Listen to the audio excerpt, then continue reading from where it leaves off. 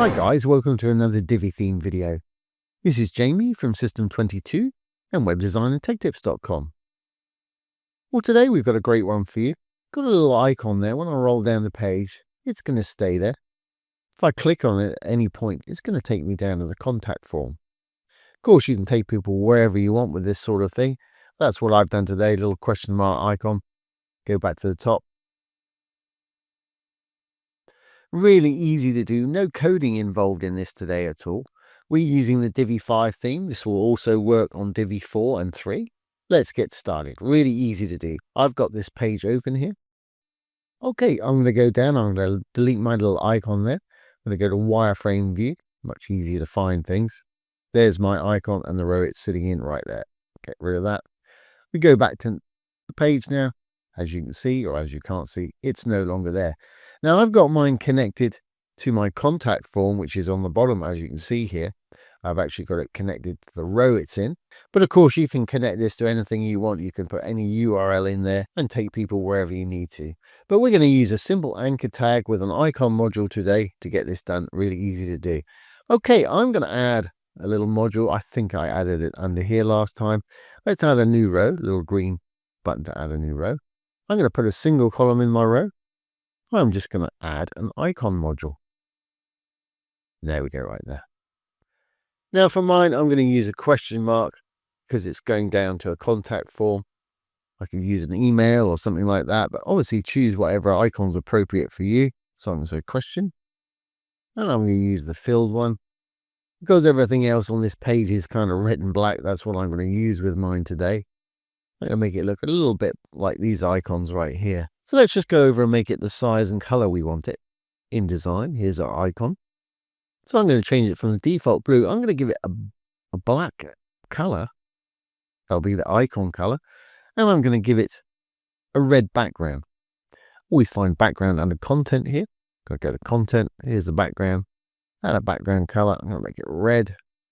Now, obviously, we've got a square and a circle there. I want that red square to be hidden by the circle. We can easily do that by changing the border on it, make it round. I'm going to go to design to do that, down to border.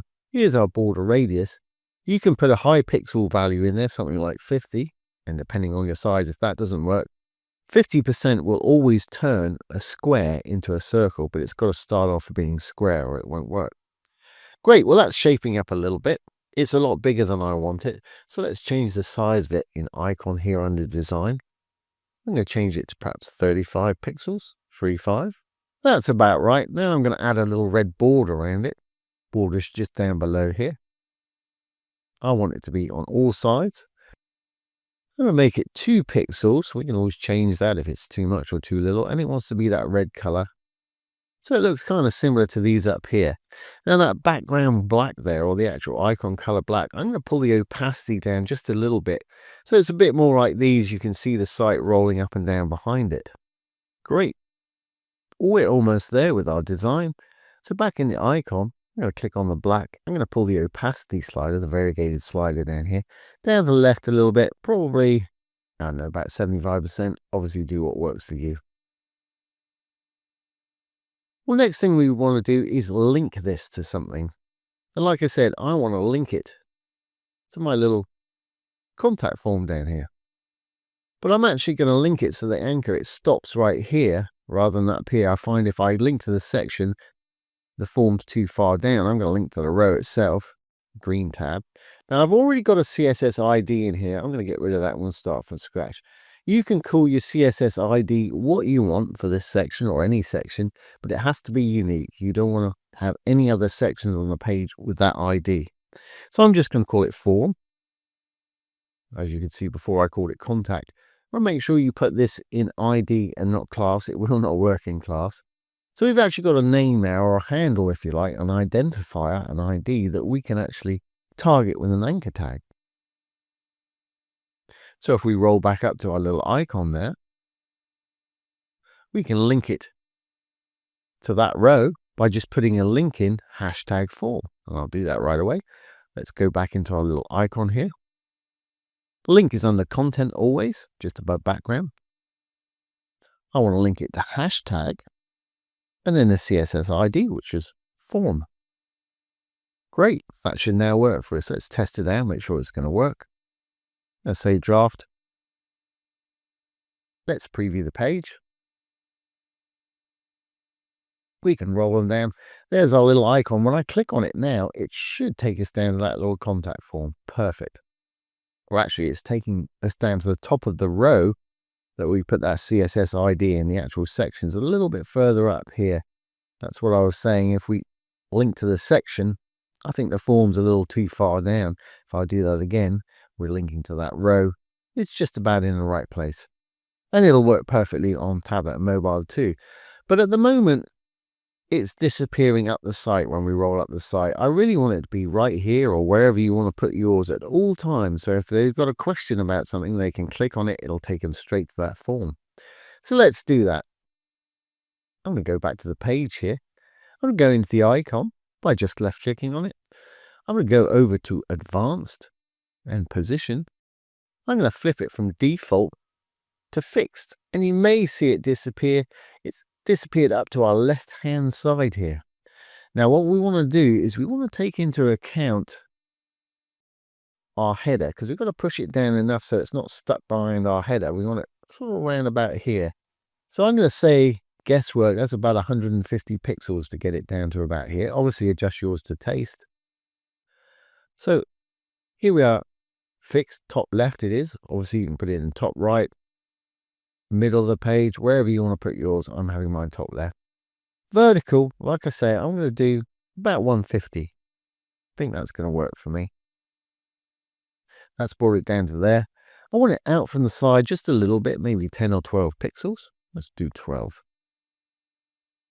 That way it's going to stay there as we rock down the page.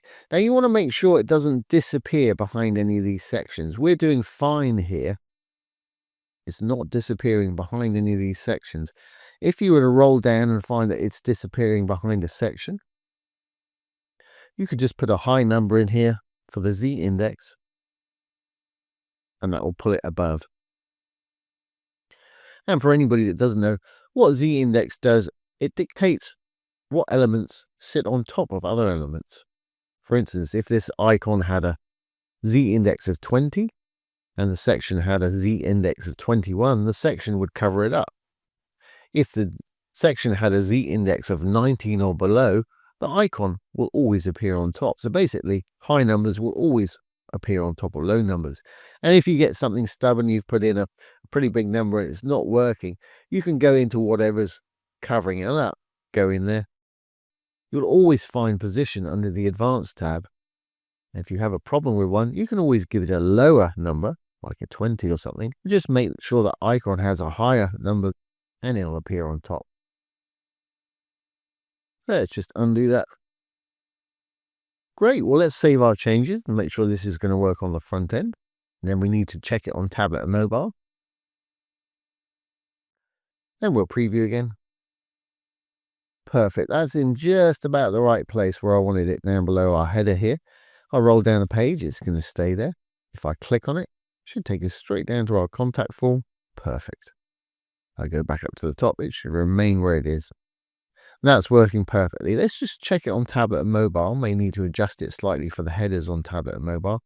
This is what we've got now on an iPad. I think that works fine. Again, just click on it. And on mobile phone, we got this. I don't think that's taking up too much space at all. Perfect. Then we can shoot back up to the top when we're ready. So there you go, guys. Don't need to save anything there. There is how to create a fixed position icon that scrolls down to a contact form or wherever you want to take people with your link. Really easy to do, a nice little feature to have on your site. Like I say, this will work the same way with Divi 5, 4 and 3. I hope you've enjoyed this today. Like I say, we've been using Divi 5 today, and we're going to be doing more and more with Divi 5. They're about to come out with the beta version of it. It's going to be released before the end of the year. But if you're still working with Divi 4, and I've got loads of sites working on Divi 4, it's still an awesome platform. If there's something you're struggling with or you need an answer to, pop a question down below the video. I'll do my best to answer it or make a little demo video just like this one, if I can. So there we have it, guys. I hope you've enjoyed this today and found it useful. If you have, please give it a thumbs up, ring the bell, comment, share, and subscribe to the YouTube channel. Plenty more coming. So once again, this has been Jamie from System22 and WebDesignTechTips.com. Thanks for watching. Have a great day.